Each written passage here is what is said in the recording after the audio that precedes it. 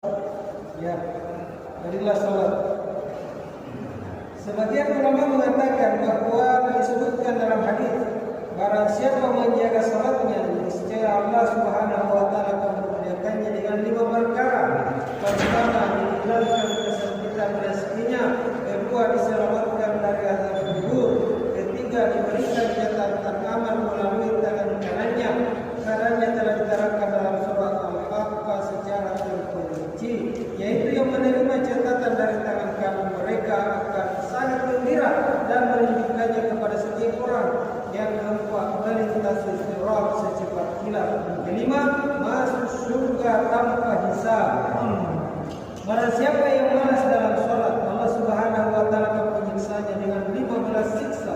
5 siksa di dunia, 3 siksa ketika mati, 3 siksa dalam kubur, dan 3 siksa saat dibangkitkan. 5 siksa ketika berada di dunia, yaitu pertama, dicabut keberkahan umurnya. Kedua, dihapus ciri-ciri kesalihan dari wajahnya. Ketiga, seluruh amal perbuatannya tidak diberi pahala oleh Allah Subhanahu wa taala. Keempat, doanya tidak diangkat atau diterima. Kelima, tidak mendapat bagian dari doa orang-orang saleh. 3 siksa saat kematian. Pertama, mati dalam kehinaan. Kedua, mati dalam kelaparan. Ketiga, mati dalam kehausan. Walaupun diminumkan kepadanya seluruh air lautan di dunia ini, tidak akan menghilangkan rasa dahaganya. 3 siksa dalam kubur, dihimpit oleh kuburnya sehingga oleh kiri dan kanannya saling bersilangan.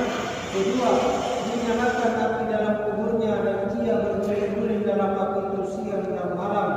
Ketiga, Allah Subhanahu wa taala memasukkan ke dalam kuburnya ular berbisa bernama Syayatul Qurab yang bertanya dari api dan kuku-kukunya dari besi yang panjang setiap kukunya sepanjang sehari perjalanan. Ular itu akan memekik kepalanya dengan suara seperti halilintar yang menyambar. Aku adalah Syayatul Qurab, Tuhanku telah menyuruhku agar membunuh dari subuh sampai terbit matahari, karena kamu telah melalaikan salat subuh hingga terbit matahari. Memukulmu dari zuhur sampai asar, sebab kamu telah melalaikan salat zuhur sampai asar. Memukulmu dari asar sampai maghrib, sebab kamu telah melalaikan salat asar sampai maghrib. Memukulmu dari maghrib sampai isya, karena kamu telah melalaikan salat maghrib sampai isya. Memukulmu dari isya sampai subuh, karena kamu telah melalaikan salat isya sampai subuh. Setiap pukulan akan menjadi benang, akan membenamkannya ke tanah sedalam 70 hasta. Dia terus disiksa seperti ini dalam kuburnya sampai hari kiamat. 3 siksa pada hari kebangkitan, yaitu dihisab dengan sangat keras. Kedua, dimurkai oleh Allah Subhanahu wa taala. Ketiga, dilemparkan ke dalam neraka. Semua berjumlah 14, satu tidak disebutkan oleh perawai. Riwayat lain menyebutkan, barang siapa melalaikan salat, ia akan datang pada hari kiamat dan tertulis di wajahnya 3 baris tulisan, yaitu baris pertama, wahai orang yang menyia-nyiakan hak Allah. Baris kedua, wahai orang-orang yang dikhususkan untuk menerima murka Allah Subhanahu wa taala. Dan baris ketiga, sebagaimana kamu telah menyia-nyiakan hak Allah Subhanahu wa taala di dunia, maka hari ini kamu berputus asa dari rahmat Allah Subhanahu wa taala. Baiklah, meskipun saya tidak menjumpai hadis ini dalam seluruh kitab hadis terkumpul jadi satu riwayat, namun mengenai pahala dan azab dalam hadis ini banyak dikuatkan oleh hadis-hadis lain dengan riwayat yang berbeda-beda. Sebagian hadis telah disebutkan dan yang lain akan disebutkan di bawah ini.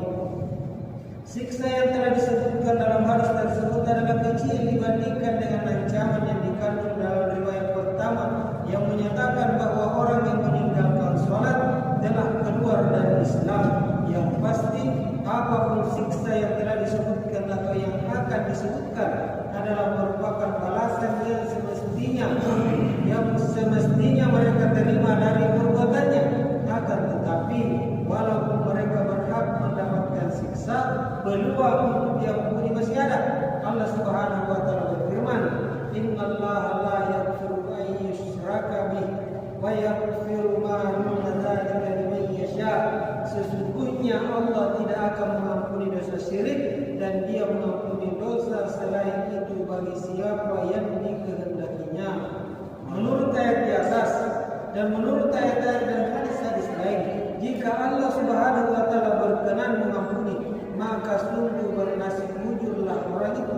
Disebutkan dalam beberapa hadis bahwa pada hari kiamat Allah Subhanahu wa taala akan mengadakan 3 sidang pengadilan. Pertama, pengadilan antara kufur dan Islam yang di dalamnya tidak ada pengampunan sama sekali. Yang kedua, pengadilan hak-hak sesama hamba. Orang yang mempunyai tanggungan harus membayar tanggungannya kecuali bila dimaafkan oleh orang yang punya hak. Yang ketiga, pengadilan terhadap kewajiban dalam menunaikan hak-hak Allah Subhanahu wa taala. Dalam sidang ini, pintu ampunan Allah Subhanahu wa taala terbuka lebar. Atas dasar ini, hendaknya kita memahami bahwa segala perbuatan kita ada balasannya. Namun kasih sayang Sang Maharaja tidak terbatas.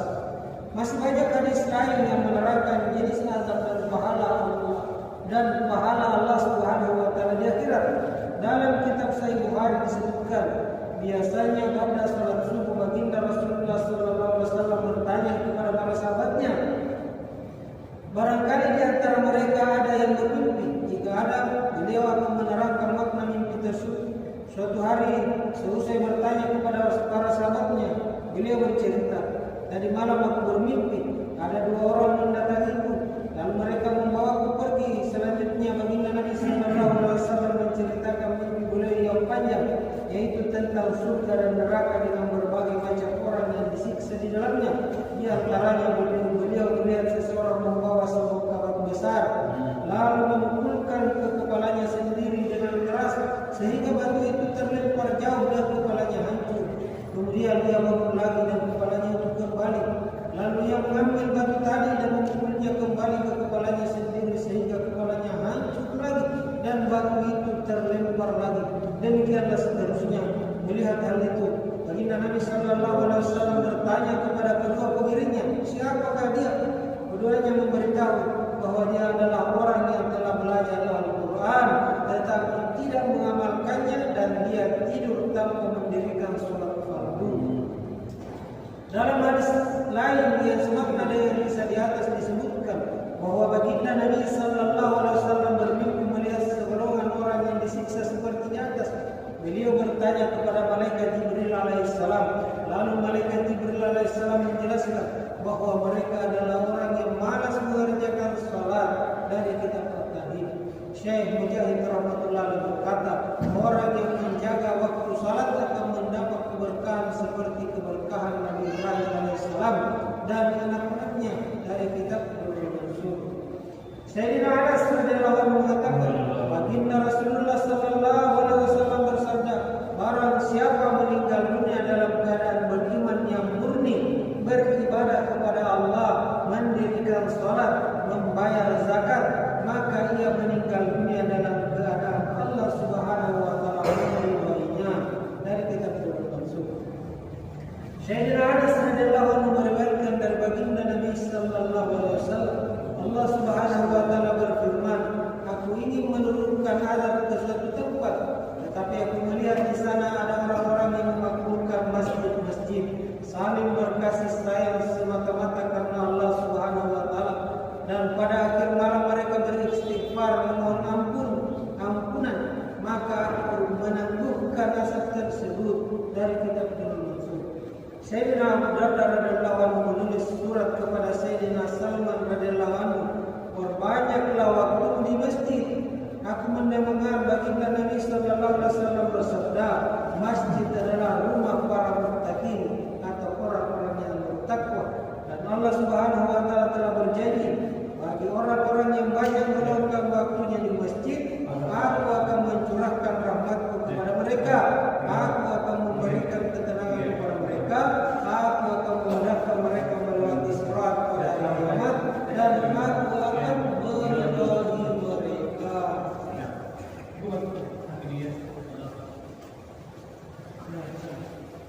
Nah,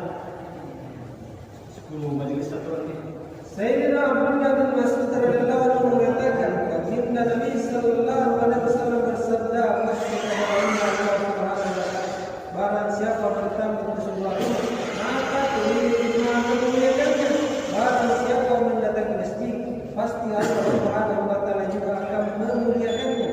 Sayyidina Abu Sa'id Al-Khudri radhiyallahu anhu meriwayatkan, baginda Rasulullah sallallahu alaihi wasallam bersabda, barang siapa mencintai masjid, Allah Subhanahu wa taala akan mencintainya. Dari Sayyidina Abu Hurairah radhiyallahu anhu, baginda Rasulullah sallallahu alaihi wasallam bersabda, ketika seseorang yang telah mati diletakkan di dalam liang kubur dan sebelum para pengeringnya kembali dari kuburan, malaikat akan datang untuk menanyanya.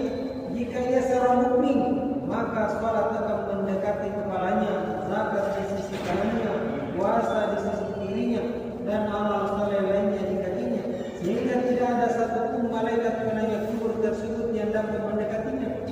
Malaikat tersebut akan berdiri dan bertanya dari jauh dari kitab surga. Seorang sahabat berkata, jika keluarga baginda Rasulullah sallallahu alaihi wasallam mengalami kesulitan, beliau akan menyuruh mereka untuk mendirikan salat sambil membaca ayat, wa'mur ahlaka bis-salati wastabir 'alaiha la nas'aluka rizqan nahnu narzuq wal 'aqibatu lit-taqwa. Suruhlah keluargamu untuk salat dan bersabarlah atasnya. Kami tidak meminta rezeki kepadamu, kamilah yang memberi rezeki kepadamu, dan akhir yang baik adalah bagi orang-orang yang bertakwa. Orang-orang masuk surga tanpa hisab. Sayyidina Asma radhiyallahu anhu berkata, mendengar baginda Rasulullah sallallahu alaihi wasallam bersabda, pada hari kiamat semua orang akan dikumpulkan di suatu tempat. Suara yang diumumkan oleh malaikat pasti akan terdengar oleh semua orang. Malaikat mengumumkan, di manakah orang yang selalu mengingat dan memuji Allah Subhanahu wa taala dalam keadaan senang atau susah? Mendengar pengumuman itu, sekelompok manusia berdiri dan masuk surga tanpa hisab. Lalu malaikat akan mengumumkan lagi, di manakah orang yang sibuk beribadah pada malam hari dan menjauhkan diri dari tempat tidurnya? Sekelompok manusia bangun dan masuk surga tanpa hisab. Kemudian malaikat mengumumkan lagi, di manakah orang yang perdagangan dan jual belinya tidak melalaikannya dan mengingat Allah Subhanahu wa taala. Kemudian sekelompok manusia bangun dan masuk surga tanpa hisab. Kisah ini juga diriwayatkan dalam hadis lain dengan tambahan bahwa akan diumumkan penduduk masyarakat melihat siapakah orang yang mulia. Kemudian akan diumumkan lagi, mereka adalah orang yang kesibukan perdagangannya tidak menghalangi dia dari mengingat Allah Subhanahu wa taala dan dari mendirikan salat. Dari kitab Syekh Nasr Samarkandi rahimahullah alaihi juga menulis hadis ini dalam kitab Tabligh Wafidin. Dia menambahkan bahwa setelah orang-orang itu masuk surga tanpa hisab, kemudian muncullah dari jahanam seekor binatang yang lehernya panjang, matanya berkilat, pasti berbicara. Lalu binatang itu melompat ke arah manusia sambil berkata, aku diperintah untuk mengambil orang-orang yang sombong dan buruk akhlaknya. Kemudian binatang itu mematuk sekelompok manusia seperti seekor binatang mematuk biji-bijian, lalu melempar mereka ke neraka. Selanjutnya ia keluar lagi dan berkata, ini aku diutus kepada setiap orang yang membuat Allah Subhanahu wa taala dan Rasulnya murka. Lalu orang-orang yang dicari itu dipatuknya lalu dilempar ke jahanam. Kemudian dia muncul lagi dan mematuk orang-orang yang suka menggambar dan melukis makhluk hidup. Lalu orang-orang yang dicari itu dipatuknya lalu dilempar ke jahanam. Setelah ketiga golongan itu masuk neraka, barulah kisah dimulai.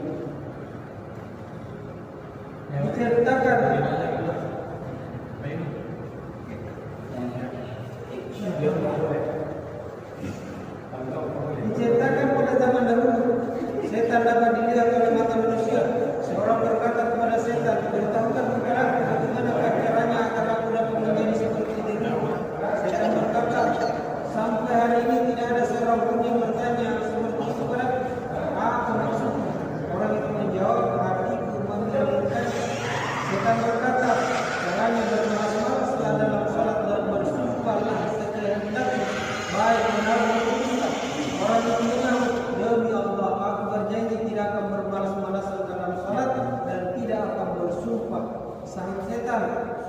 belum pernah berbicara dengan orang secerdik kamu.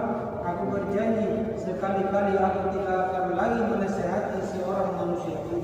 Sayyidina Ubay radhiyallahu anhu berkata, baginda Rasulullah sallallahu alaihi wasallam bersabda, berilah kabar gembira kepada umat ini, mereka akan mendapatkan kemuliaan, kehormatan, kedudukan di muka bumi serta kemenangan agama.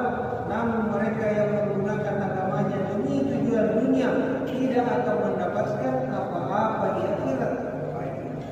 Dari kitab At-Targhib wa Tarhib, baginda Rasulullah sallallahu alaihi wasallam bersabda, aku pernah melihat zat Allah yang maha indah. Allah Subhanahu wa taala berfirman kepada aku, wahai Muhammad, apa yang diperbincangkan oleh para malaikat? Aku menjawab, aku tidak tahu ya Allah. Allah Subhanahu wa taala menurunkan keberkahannya di dadaku sehingga dadaku terasa sejuk, dan dengan keberkahannya itu Allah Subhanahu wa taala memperlihatkan seluruh alam ini di depan mataku. Kemudian dia berfirman, ini jawablah tentang apa yang diperbincangkan oleh para malaikat. Aku menjawab, mereka berbincang tentang hal-hal yang meninggikan derajat, hal-hal yang menghilangkan dosa, pahala bagi setiap langkah kaki yang menuju salat berjamaah, pahala berwudu dengan sempurna pada musim dingin, dan pahala berwudu di antara dua waktu salat. Karena siapa benar-benar memperhatikan hal itu, mereka akan hidup dalam keadaan terbaik dan akan mati dalam keadaan terbaik. Keutamaan salat Isra. Dalam beberapa riwayat Allah Subhanahu wa taala berfirman, wahai anak Adam, salatlah untukku 4 rakaat pada permulaan pagi, maka aku akan menyempurnakan semua keperluanmu hari itu. Dalam kitab Tamyi'ul Ghafilin terdapat sebuah hadis yang berbunyi, salat adalah penyebab keridhaan Allah Subhanahu wa taala. Salat itu dicintai malaikat.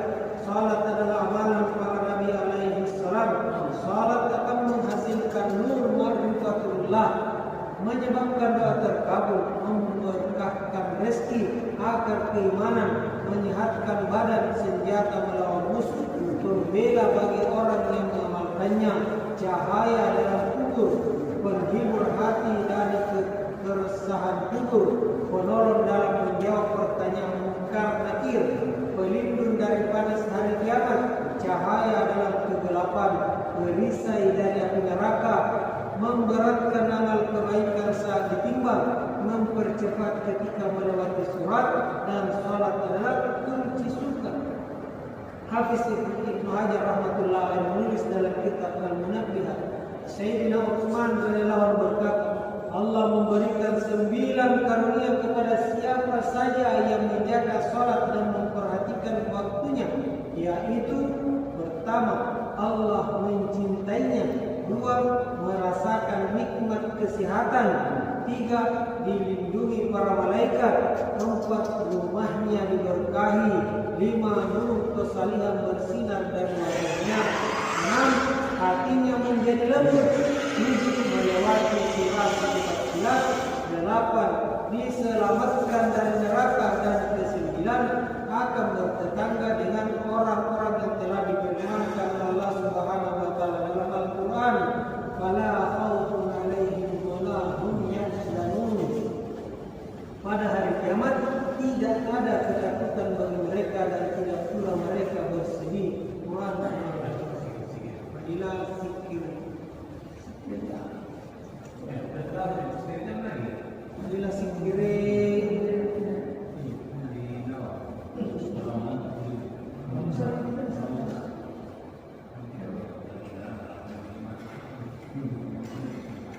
Hadis ke-13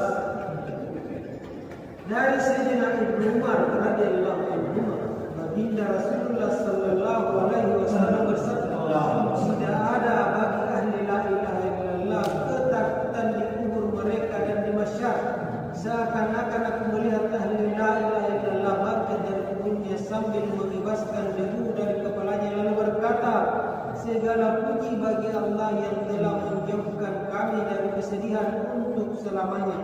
Riwayat ini menyebutkan bahwa ahli la ilaha illallah tidak akan mengalami ketakutan ketika mati dan ketika di dalam kubur. Hadis riwayat Tabrani dan Baihaqi. Baiklah, Sayyidina Ibnu Abbas radhiyallahu anhu berkata, suatu ketika malaikat Jibril alaihissalam mendatangi baginda Rasulullah sallallahu alaihi wasallam. Ketika itu beliau dalam keadaan sangat bersedih. Malaikat Jibril alaihissalam berkata, Allah Subhanahu wa taala mengirim salam untukmu. Melihatmu seperti ini, dia bertanya, ada apa? Padahal Allah Subhanahu wa taala mengetahui hati makhluknya. Ini hanya menunjukkan penghormatan terhadap baginda Rasulullah sallallahu alaihi wasallam. Beliau menjawab, wahai Jibril, aku sangat merisaukan bagaimana umatku kelak pada hari kiamat. Malaikat Jibril alaihissalam bertanya, umatmu yang kafir atau yang muslim? Beliau menjawab, aku mencemaskan kaum muslimin.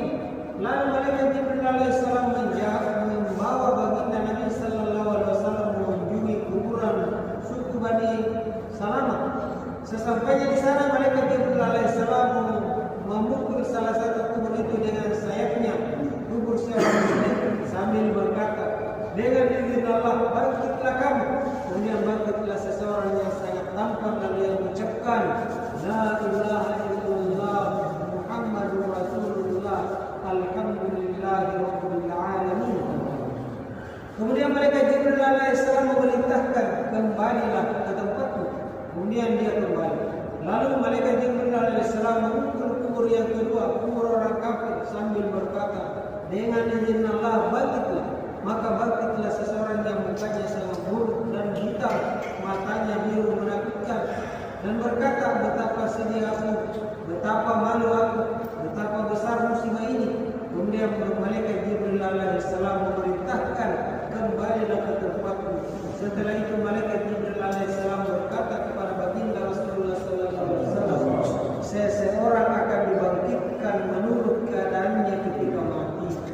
Hadis di atas menunjukkan bahwa yang dimaksud ahli la ilaha illallah adalah orang yang punya hubungan, ikatan dan kesibukan khusus dengan kalimat tersebut, seperti sebuah tikar susu, bukan sandal, bukan permata, bukan es dan sebagainya, digunakan untuk mereka yang memiliki hubungan khusus dengan benda-benda tersebut. Oleh sebab itu, kemuliaan yang diberikan Allah Subhanahu wa taala kepada ahli la ilaha illallah seperti yang disebutkan dalam hadis di atas sudah tidak perlu dipertanyakan lagi.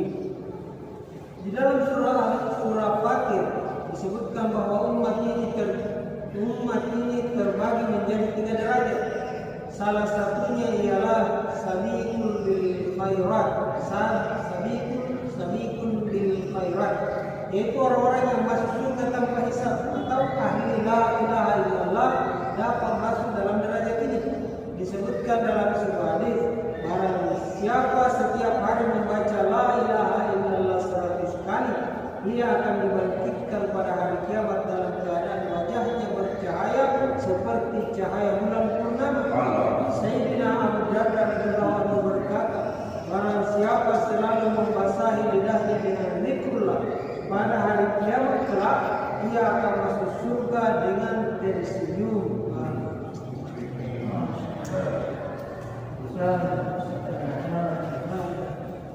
Hadis ke-11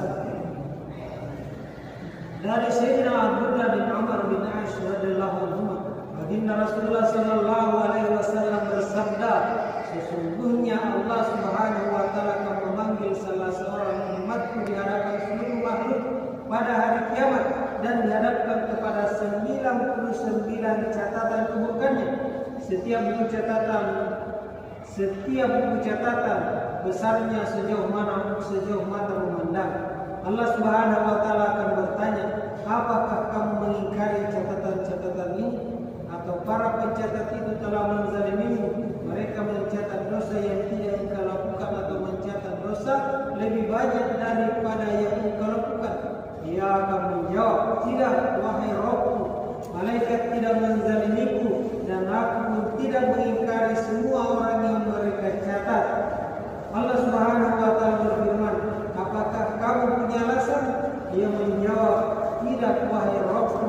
Allah Subhanahu wa taala berfirman, baiklah, sesungguhnya di sisi kami kamu memiliki suatu kebaikan dan sesungguhnya kamu tidak akan dizalimi pada hari ini.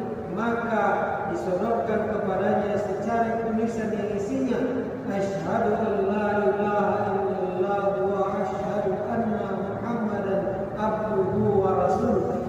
Maka dikatakan kepadanya, pergilah kamu dan timbanlah secara tulisan ini. Ia menjawab, wahai Rabbku, apakah nilai secara tulisan ini dibandingkan 99 buku catatan amalmu? Maka Allah Subhanahu wa taala berfirman, pada hari ini kamu tidak akan dizalimi. Maka diletakkanlah semua catatan amal buruk itu di sisi timbangan, dan secara tulisan tadi diletakkan di sisi timbangan lainnya, dan ternyata sisi timbangan berisi secara tulisan tadi lebih berat. Tiada satupun yang lebih berat melebihi asma Allah Subhanahu wa taala. Hadis riwayat Tirmidzi membaca Ibad dari kitab tadi. Baik. Inilah makna keikhlasan dengan membaca kalimat penyebaran itu.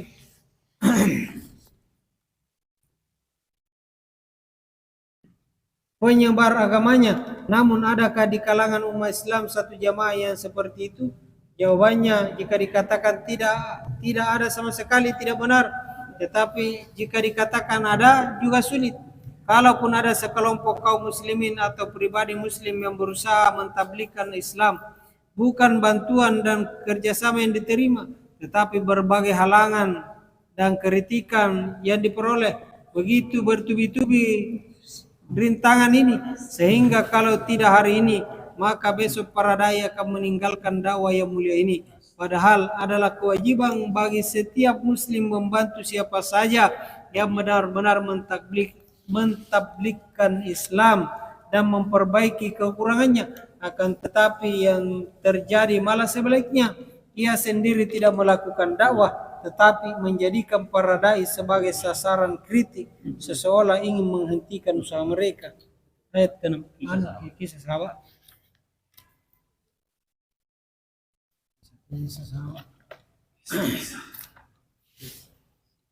Kisah Sayyidina Amr bin Jamuh.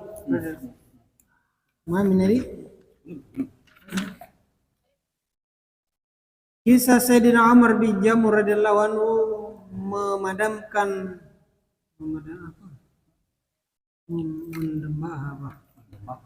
Kisah Sayyidina Amr bin Jamuh radhiyallahu anhu mendambakan syahid. Mendambakan syahid. Bukan memadamkan, mendambakan syahid.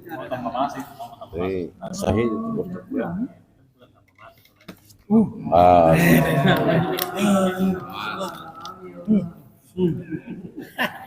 Sayyidina Amr bin Jamuh radhiyallahu anhu adalah seorang sahabat yang pincang. Ia memiliki 4 orang anak laki-laki. Mereka sering berhikmat kepada baginda Nabi sallallahu alaihi wasallam dan selalu menyertai berbagai peperangan. Pada perang Uhud, Sayyidina Amr bin Jamuh radhiyallahu anhu sangat bersemangat untuk menyertainya. Namun orang-orang berkata, engkau uzur karena kakimu pincang, engkau akan sulit berjalan. Ia berkata, betapa buruk jika anak-anakku pergi ke surga tetapi aku tertinggal di sini. Istrinya juga selalu mendorongnya dengan sindiran. Aku lihat suamiku pulang karena melarikan diri dari perang. Mendengar ucapan istrinya, Sayyidina Amr bin Jamuh radhiyallahu anhu mengambil senjata, kemudian menghadap ke arah kiblat dan berdoa, Allahumma la taruddani ila ahli. Ya Allah, jangan kembalikan aku kepada keluargaku.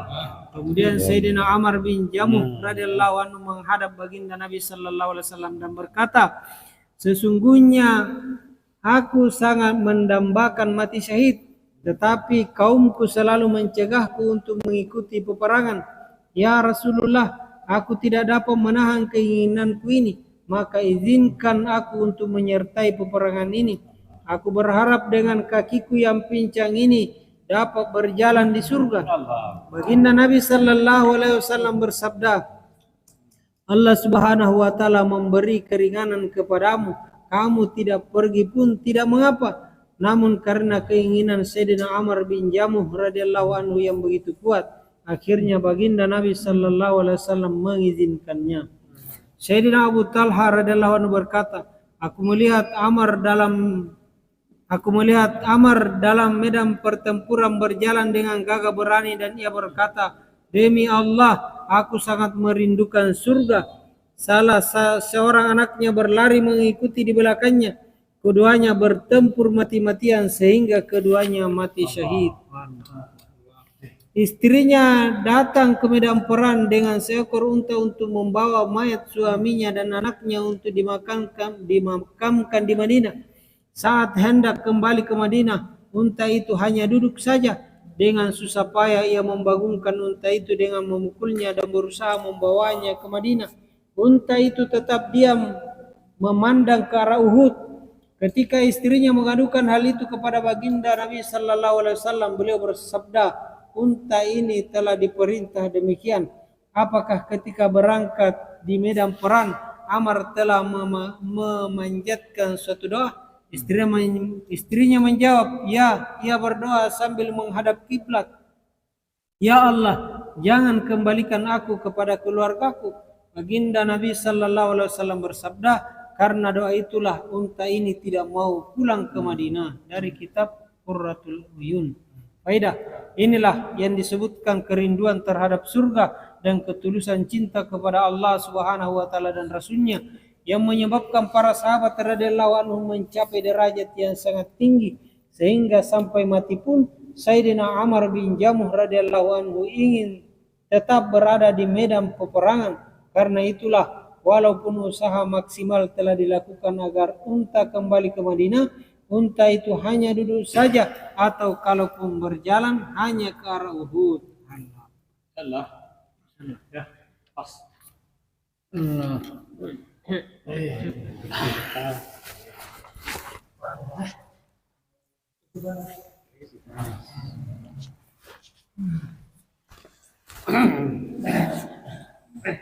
Nahmaduhu wa nusallimu ala rasulil karim.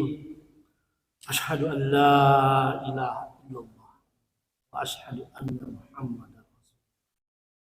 Kita puji Allah Subhanahu wa taala. Allah, alhamdulillahirabbil alamin. Segala puji bagi Allah. Allah yang menciptakan langit tanpa tiang.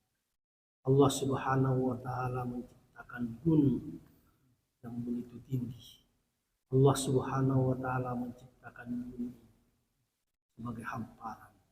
Allah Subhanahu wa taala menciptakan lautan. Di laut itu banyak isinya, bermacam-macam juga isinya.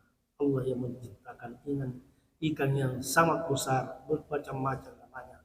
Ada ikan paus, ada ikan bulu, ada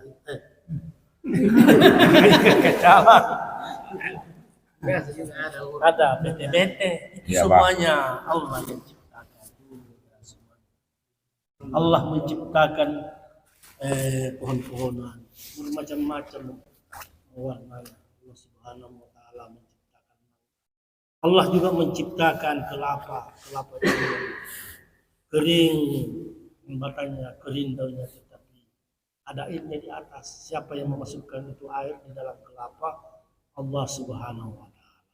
Ini semuanya untuk manusia, dipergunakan untuk manusia. Tetapi Allah Subhanahu wa taala menciptakan manusia ini untuk tempatnya nanti di surga. Allah Subhanahu wa taala. Allah Subhanahu wa taala membuat dua tempat di akhirat, namanya satu namanya surga, satu namanya neraka. Tapi kita berusaha untuk masuk di surganya Allah Subhanahu wa taala. La ilaha illallah.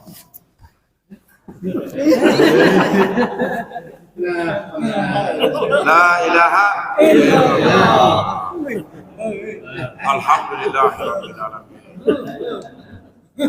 Allahumma shalli wa sallim wa barik ala sayyidina Muhammad. Allah Subhanahu wa taala kuasa. Selain daripada Allah kuasa, alias tidak kuasa sedikit pun, apalagi namanya manusia tidak ada kuasanya. Allah Subhanahu wa taala kuasa memperjalankan mobil. Mobil ini tidak mampu berjalan, tetapi Allah Subhanahu wa taala memperjalankan. Manusia tidak mampu melihat. Manusia melihat karena diperlihatkan oleh Allah Subhanahu wa taala. Manusia tidak mampu mendengar walaupun ada telinganya. Hanya diperdengarkan oleh Allah Subhanahu wa taala. Tidak mampu berjalan, diperjalankan oleh Allah Subhanahu wa taala. Bukan berjumpa tetapi dijumpakan oleh Allah Subhanahu wa taala. La ilaha illallah. Sudah mulai. Nahmaduhu wa nusalli wa nusallim ala rasulillah. Allah Subhanahu wa taala kuasa menciptakan langit begitu luas. Allah Subhanahu wa taala kuasa menciptakan daripada matahari yang sangat bersinar. Allah Subhanahu wa taala ciptakan daripada bintang-bintang yang begitu banyak, daripada bintang-bintang semua ciptaan Allah Subhanahu wa taala. Allah Subhanahu wa taala ciptakan daripada bumi, dan Allah Subhanahu wa taala ciptakan daripada seluruh pohon-pohonannya, mulai dari pohon kecil, pohon besar, Allah ciptakan semuanya. Maka itulah tanda-tanda kuasaan Allah Subhanahu wa taala. Kemudian Allah Subhanahu wa taala ciptakan daripada ikan-ikan yang ada di lautan, begitu banyak macam daripada ikan-ikan di lautan, mulai ciptaan Allah Subhanahu wa taala yang kecil sampai ikan yang sebesar. Semua ciptaan Allah Subhanahu wa taala. Setelah itu Allah Subhanahu wa taala ciptakan daripada manusia yang sangat mulia, semua bermanfaat kepada manusia. Allah Subhanahu wa taala berikan daripada segalanya ciptaan yang makhluk yang lainnya untuk bermanfaat kepada manusia. Karena manusia lah yang paling mulia di Allah Subhanahu wa taala, dan diberikan daripada agama yang paling mulia oleh Allah Subhanahu wa taala. Dia diberikan daripada kebahagiaan untuk mengamalkan agama. Jadi itu ketetapan Allah Subhanahu wa taala. Apabila kita mengamalkan daripada perintah-perintah Allah Subhanahu wa taala, maka Allah bahagiakan kita. Tapi kalau kita tidak mengamalkan perintah-perintah Allah Subhanahu wa taala, maka Allah hinakan kita. Mudah-mudahan Allah jadikan kita orang-orang yang termulia melaksanakan perintah Allah Subhanahu wa taala sehingga Allah rela kepada kita. La ilaha illallah.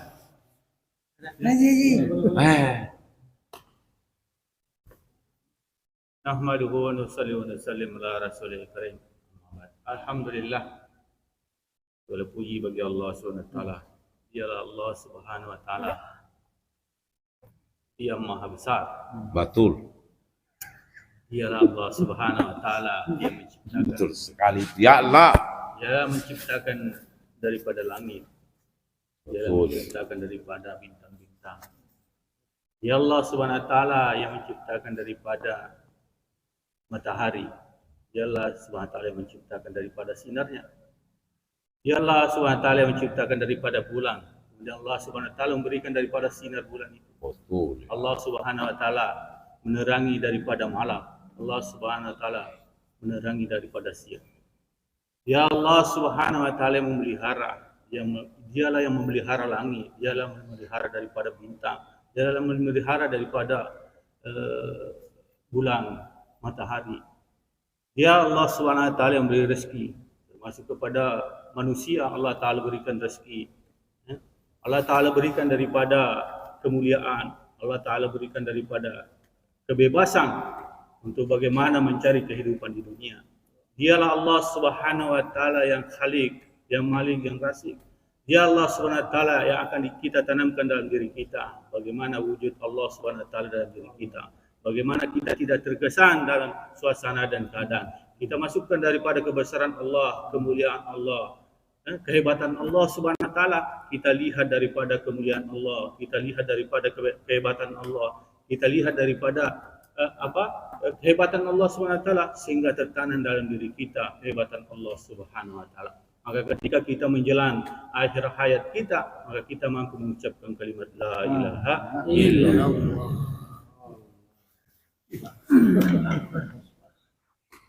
Allah Akbar. Nahmaduhu wa nusalli wa nusallim ala rasulil karim. Alhamdulillahirabbil alamin. Segala puji bagi Allah Subhanahu wa taala. Puji-pujian hanya untuk Allah Subhanahu wa taala. Betul ya Allah. Allah Subhanahu wa taala yang kuasa. Bukti kekuasaan Allah Subhanahu wa taala, Dia menciptakan langit, menciptakan bulan. Allah Subhanahu wa taala menciptakan bumi. Allah Subhanahu wa taala menciptakan lautan. Allah Subhanahu wa taala yang menciptakan gunung-gunung. Dan Allah Subhanahu wa taala yang menciptakan isinya, menciptakan daripada pohon-pohonan. Allah Subhanahu wa taala yang menciptakan binatang-binatang. Dan Allah Subhanahu wa taala yang menciptakan ini manusia. Makhluknya yang paling mulia Allah Subhanahu wa taala ciptakan ini adalah manusia yang paling baik.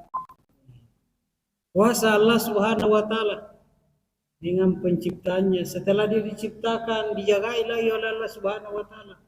Dijagai ini lautan agar tidak tumpah ke daratan, dijagai oleh Allah Subhanahu wa taala. Bagaimana kira-kira sekiranya jauh lautan tidak dijaga oleh Allah Subhanahu wa taala, naiki ombong-ombongnya natalakna Allah Subhanahu. Ini gunung-gunung dijaga oleh Allah Subhanahu wa taala. Sekiranya gunung-gunung tidak dijaga oleh Allah Subhanahu wa taala, maka tumbang ini main dan tambung itu gunung Allah Subhanahu wa taala. Maka tapi dijaga oleh Allah Subhanahu wa taala sehingga gunung ini tidak jatuh menimpa kita. Maka kuasa Allah Subhanahu wa taala, maka penjaga Allah Subhanahu wa taala, maka pengatur Allah Subhanahu wa taala. Kemudian Allah Subhanahu wa taala berikan daripada rezeki, semua makhluknya Allah Subhanahu wa taala berikan rezeki. Ini kucing Pak Allah yang berikan rezekinya. Kucing ini paling takut sekali dengan air, tapi makanannya dari air, ikan dari air. Di belis bisi air ini kucing takut. Tapi sekiranya kalau Allah tidak hantar rezekinya Pak, kucing sendiri yang turun ke laut, tidak bisa dia. Diracik saja air dia sudah lari. Apalagi dia mau berselang, tidak bisa. Tapi Allah yang maha pemberi rezeki menghantarkan rezekinya kepada ini kucing. Sudah digoreng lagi. Kuasa Allah Ta'ala, maha pemberi rezeki Allah Subhanahu wa ta'ala.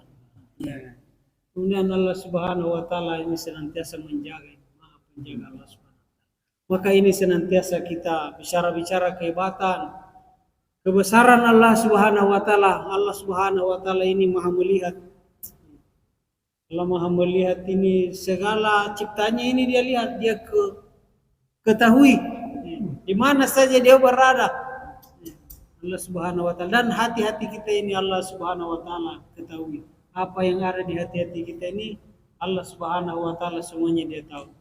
Maka senantiasa kita bicarakan kehebatan Allah Subhanahu wa ta'ala, kebesaran Allah Subhanahu wa ta'ala, keagungan Allah Subhanahu wa ta'ala, agar di dalam hati kita ini yang besar hanyalah Allah Subhanahu wa ta'ala, yang kuasa hanyalah Allah Subhanahu wa ta'ala, yang melihat hanyalah Allah Subhanahu wa ta'ala, sehingga hati kita ini terhubung dengan Allah Subhanahu wa ta'ala, takut hanya kepada Allah Subhanahu wa ta'ala, cinta hanya kepada Allah Subhanahu wa ta'ala, sehingga kita mati ini berjumpa dengan Allah Subhanahu wa ta'ala. Maut datang kita ucapkan la ilaha illallah.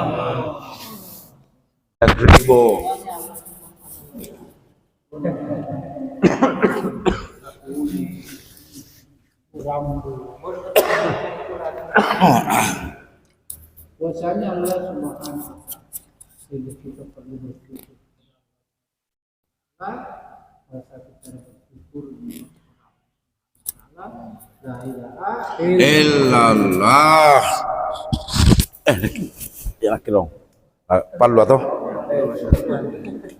Kursi panasan nih, tidak sembarang orang. Alhamdulillahirabbil alamin.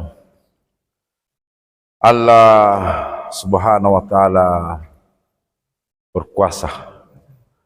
Selain daripada Allah tidak kuasa. Allah yang menjumpakan kita dan Allah pula yang memisahkan kita. Allah Subhanahu wa ta'ala mampu menciptakan seorang manusia tanpa bapa, tanpa ibu. Allah Subhanahu wa ta'ala mampu juga menciptakan manusia tanpa bapa. ada ibu tapi tidak ada bapaknya. Kemudian sebaliknya hadirin, ada bapaknya tetapi tidak ada ibunya. Itulah kekuasaan Allah Subhanahu wa taala yang menciptakan lautan, menciptakan gunung-gunung, yang menciptakan apa-apa yang di dalam bumi ini. Semua Allah Subhanahu wa taala ciptakan, tidak ada yang sia-sia. Seekor nyamuk diciptakan ada manfaatnya. Seekor manusia, bukan seekor manusia, seekor binatang, burung. Allah Subhanahu wa taala menciptakan, tidak ada yang sia-sia. La ilaha illallah. Siapa lagi? Ada Pak Ekor nama saya.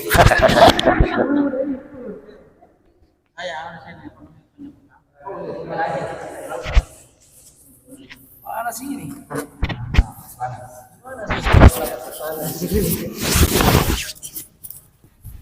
Nama duluan Karim.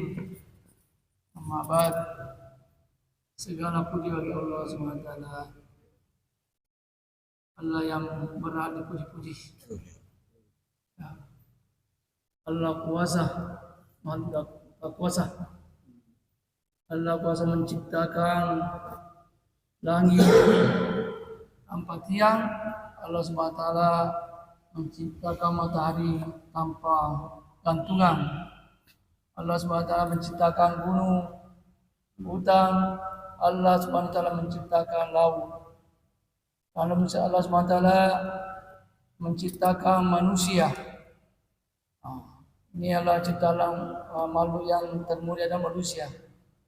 Dikatakan dalam Al-Quran, manusia ciptaan yang termulia. Manusia itu dikasih pendengaran, telinga tapi dikasih juga pendengaran.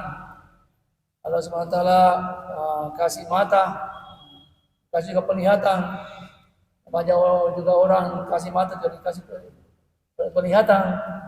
Kemudian Allah Subhanahu wa taala kuasa membatasi pertumbuhan kita. Maksudnya batas 2 meter lebih tidak tinggi lagi. Bagaimana kalau Allah Subhanahu wa taala tidak batasi itu ya, mungkin tiap 5 tahun itu ganti-ganti pintu rumah. Itu kuasanya Allah. Allah Subhanahu wa taala juga membatasi pertumbuhan gigi kita. Bagaimana kalau tidak dibatasi Allah Subhanahu wa taala? Mungkin ada yang tukang potong gigi. Tapi kita bersyukur kepada Allah Subhanahu wa taala. Allah Subhanahu wa taala menguasai segala-galanya. Yang ada di langit, yang ada di bumi, yang di dalamnya. Dan kita harus bersyukur.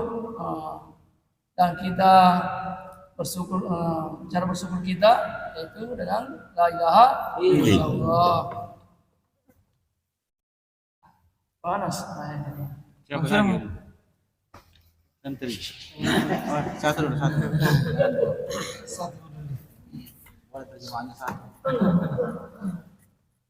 Alhamdulillahirabbil alamin. Segala puji bagi Allah Subhanahu wa taala. Puji-pujian hanya milik Allah Subhanahu wa taala. Allah Subhanahu wa taala Maha Kuasa. Bukti kekuasaannya Allah Subhanahu wa taala ciptakan langit tanpa tiang. Ciptakan matahari bisa bersinar tanpa ada gesiknya. Ciptakan bulan bisa bercahaya tanpa juga ada genseknya. Kemudian Allah Subhanahu wa taala ciptakan matahari bisa berjalan tanpa ada relnya. Allah Subhanahu wa taala ciptakan bumi, tidak ada tumpaknya dari bawah tapi bumi bisa tegak. Kalau dari ilmuwan dapatkan ini bumi katanya berputar tapi kita tidak pusing di bumi. Kuasa Allah Subhanahu wa taala ciptakan. Allah Subhanahu wa taala ciptakan gunung-gunung, ciptakan lautan, daratan. Allah Subhanahu wa taala ciptakan binatang-binatang kecil besar. Allah Subhanahu wa taala ciptakan.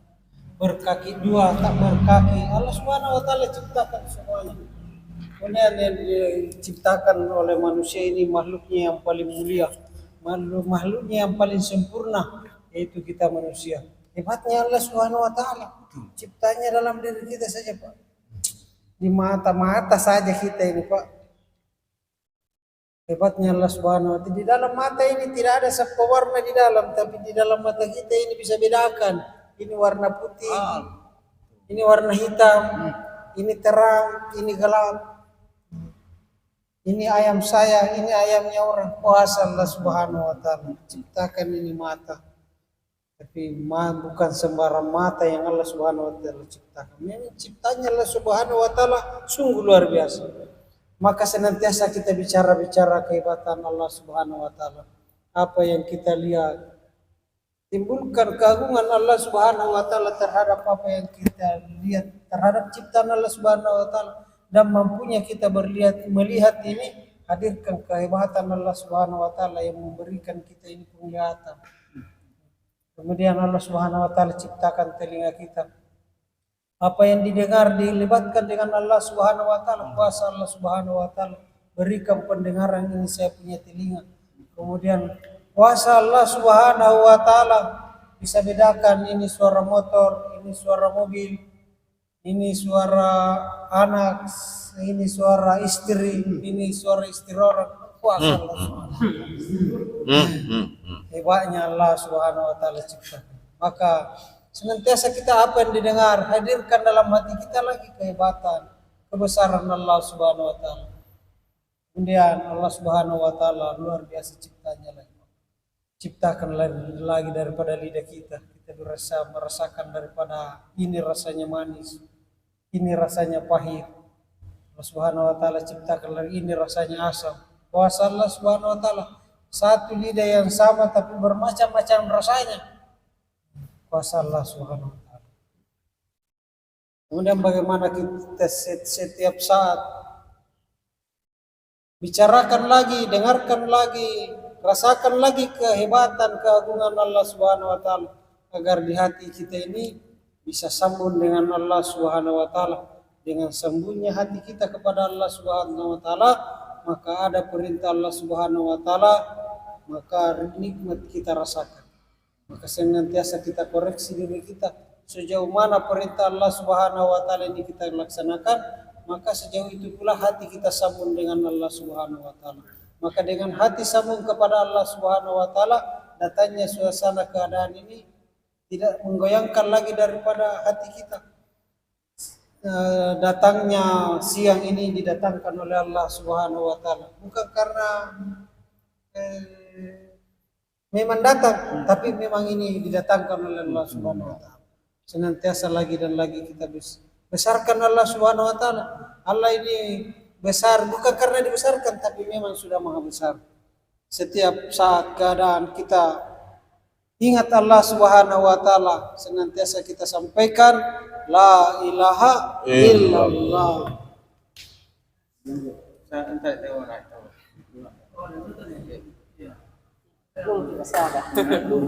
Masih ada. Siapa, Pi?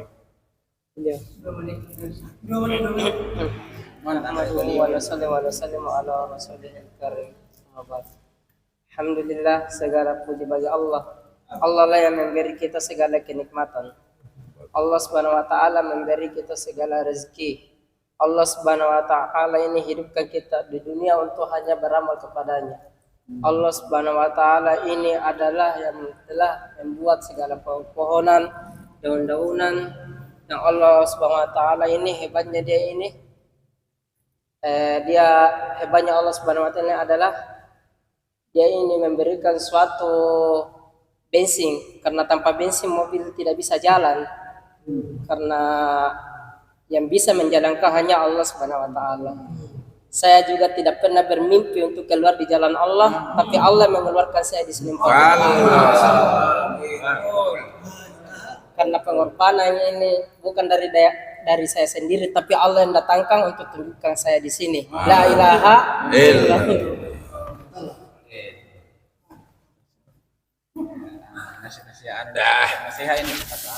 Allah kuasa berikan saya sampai hari ini masih hidup. Allah hidupkan saya. Allah berikan kaki masih bisa diperjalankan oleh Allah. Allah berikan tangan masih bisa memegang. Allah beri makan masih bisa kita makan hari ini. Syukurlah kepada Allah. Allah berikan kita mulut, Allah masih bisa bicara. Allah berikan kita telinga, saya telinga masih bisa mendengar. Siapa Allah itu kuasa berikan ke saya pendengaran. Allah berikan saya mata, alhamdulillah masih bisa. Allah berikan saya penglihatan. Allah berikan saya daripada telinga. Mobil ya. Allah memberikan kita mobil sehingga kita dipagi jalan Allah. Begitulah syukur kita pada Allah Subhanahu wa taala. Allah berikan kita mobil dari pagi untuk jalan Allah. Jangan pakai motor, pakai Maunya mobil. Allah. Semua ini adalah kehendak Allah Subhanahu wa taala. Kalau pergi jauh lah. Kebahagiaan itu hanya dengan dari Allah. Apabila kita tak melaksanakan perintah Allah, maka kita bahagia. Orang kaya amal agama, orang kaya bahagia. Orang miskin amal agama, orang miskin bahagia. Pokoknya pendek kata, siapa saja mentaati perintah Allah Subhanahu wa taala, maka pasti dan pasti Allah bahagia. Betul. Siapa yang bahagia, Pak? Insya Allah bahagiakan kita. La ilaha illallah. Tutup mana yang ambil kan? Wah, ini dulu ya. Ya. Kalau ini dari ini langit kedua. Yang panjang.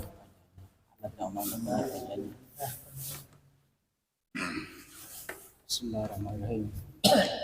Assalamualaikum warahmatullahi wabarakatuh. Waalaikumsalam warahmatullahi. Alhamdulillah, Bapak-bapak yang dirahmati Allah Subhanahu wa taala, saudara-saudara yang dirahmati Allah Subhanahu wa taala.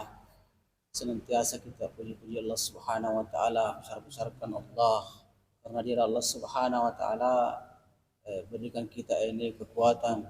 Allah Subhanahu wa taala berikan kita rezeki. Allah Subhanahu wa taala menghidupkan kita. Allah Subhanahu wa taala menjaga kita. Allah Subhanahu wa taala memperjalankan kita. Allah Subhanahu wa taala memberikan kita ini namanya begitu banyak nikmat. Allah Subhanahu wa taala memberikan kita ini perasaan. Allah Subhanahu wa taala memberikan kita ini perasaan, ada perasaan yang manis, perasaan yang pahit, perasaan yang rasa di Marunda. Allah. Jadi manusia ini cuma merasa-rasa saja. Iya. Merasa punya mobil. Ya, merasa punya mobil. Sehingga manusia ini selalu merasa-rasa. Karena apa? Karena dia selalu merasa. Merasa baik, memiliki sawah. Padahal miliknya Allah. Manusia ini selalu merasa punya mobil. Iya. Padahal punyanya Allah. Manusia ini selalu merasa punya sapi. Padahal punyanya Allah.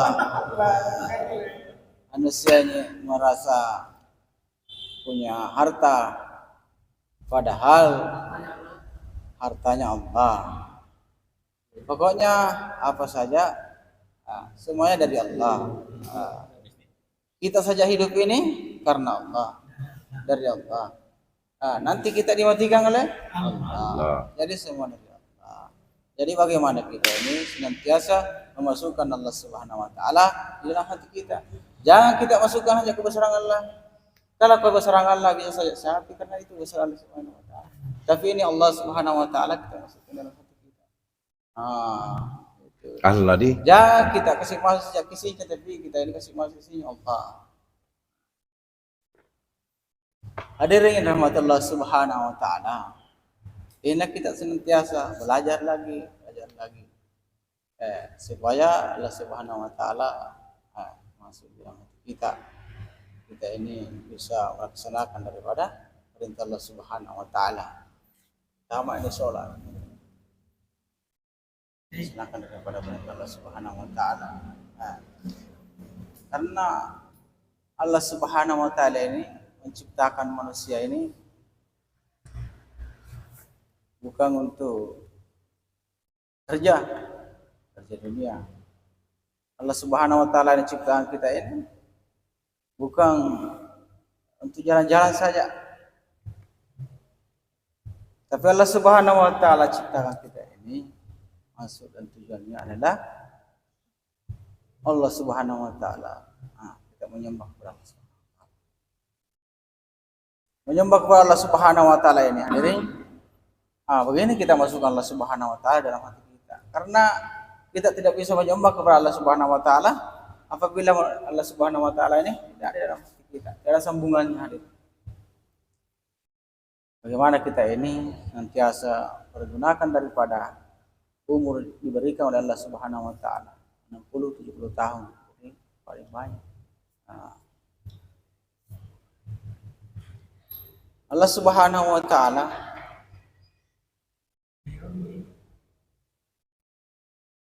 Allah Subhanahu wa taala memberikan kita ini apa namanya? Ya, sehat, kebahagiaan. Maka hadirin yang dirahmati Allah Subhanahu wa taala, bagaimana kita ini hidup di dunianya Allah Subhanahu wa taala pergunakan sebaik-baiknya. Sekarang ini hadirin, dunia ini nyata, akhirat ini cerita. Tapi suatu saat nanti dunia ini akan menjadi cerita saja dan akhirat ini nyata. Gimana hadirin apabila kita sudah meninggalkan daripada dunia ini? Kita menghadap kepada Allah Subhanahu wa taala.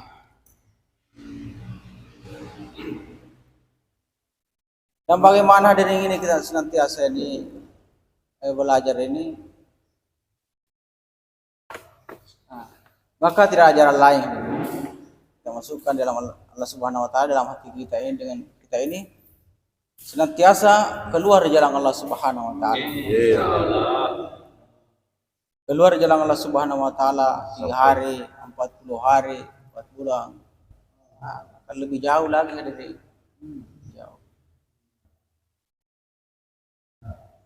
Supaya Allah Subhanahu wa taala ini masuk dalam. Sampai kita tidak lagi, sampai Allah Subhanahu wa taala ada di dalam.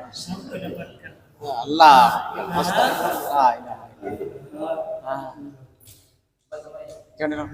Assalamualaikum warahmatullahi wabarakatuh. Kami lo ilok ke rumahnya.